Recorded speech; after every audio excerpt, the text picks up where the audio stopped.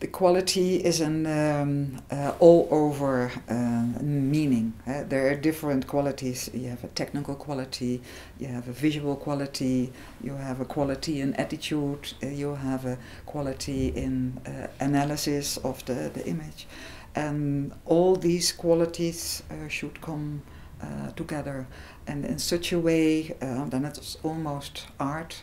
It gives a thrill. It's a word of David Lynch. It tantalizes. It makes you bloodstream. You recognize something. Oh yes, wow, this is one again. Then it gets a physical. You get an almost physical reaction when you see that. So yes, in quality, in all these diverse segments, when they come together, then it really works. I mean, it doesn't need lots of explanation.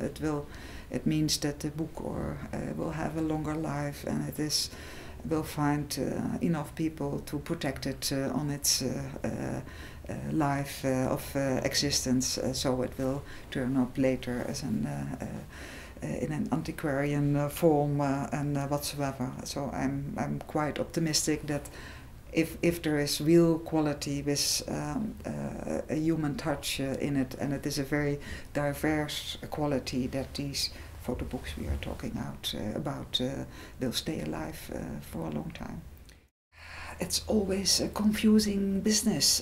Photography is a mass medium, and it has many eruptions.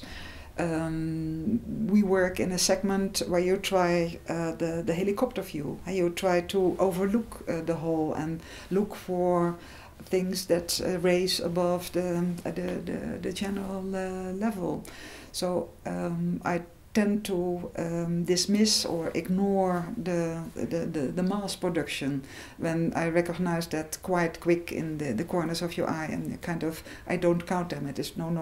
Yeah, and in fact I'm not wholly looking at them, in order to keep your mind open for the encounters with the better stuff. So I think it is something that kind of photography has been dragging on the mass thing with it all along, certainly in the 20th century.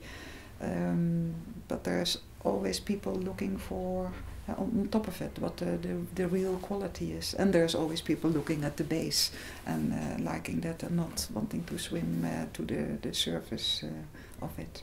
So more or less, probably more, because it is easier to make photographs and make books yourself now. But I'm not so worried. I think as long as we have all these different people, there will be people working on and making an effort to make a difference for this and for that. And in order for a book or a show to get further, you need a group of people to support it.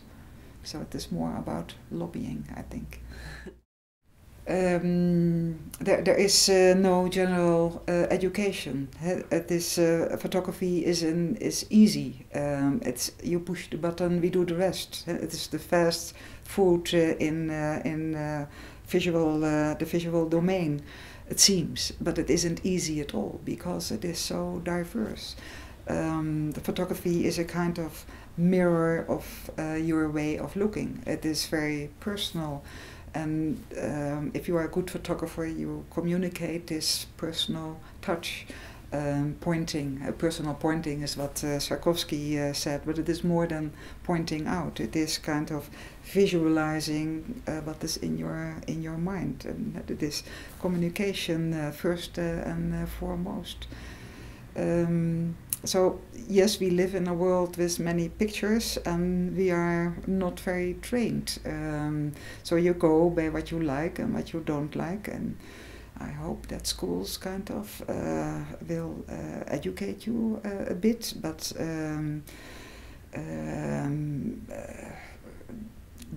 schools don't learn you a lot about painting, and certainly not about photography.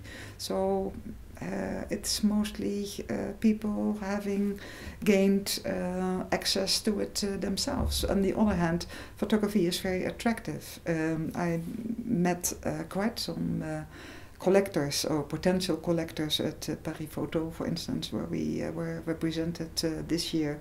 And they wanted advice. And then there was one who told me, yes, my mother and sister are collecting too, and when I come home it is nice and sweet, but what you have on the wall is more challenging. Can you tell me how you do it? And that's an easy question, but difficult to answer. And then I said, okay, let's compare notes. What did you pick up from this fair? And did you look there? And then you come to what an image means. And yeah, the whole range that I explained to you, the vision, the technique, the attitude, the point of view, the whole, the actuality, the time. All these elements are important to make an image an important size, an important image that you like to have on the wall.